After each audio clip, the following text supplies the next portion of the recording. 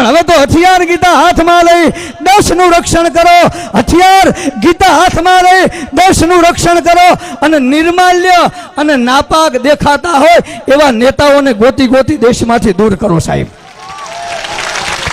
કારણ ભારત ભૂમિ તો સ્વર્ગ છે, ભારત ભૂમિ તો સ્વર્ગ છે. સત્તા હાથમાં આવ્યા પછી કંઈક મારા દીકરા ગદ્દાર બની જાય છે. જાગો ક્ષત્રિય જાગો, હવે તો ધર્મ બધો ભેળાય છે. હા, જરૂર છે સાહેબ જાગવાની. હા, હથિયાર ઉઠાવવાની જરૂર છે. આપણા તન મન અને ધન, આપણા તન દ્વારા કોઈ અઘટિત કાર્ય ન થાય, મન દ્વારા ધર્મ વિરુદ્ધ વિચાર ન કરાય અને આપણું ધન ક્યાંય અધર્મમાં ના વપરાય એનો આપણે સાહેબ ખાસ ખ્યાલ રાખવો પડશે. સમજે એને સમજાય, ન સમજે ને સમજાય એવું નથી.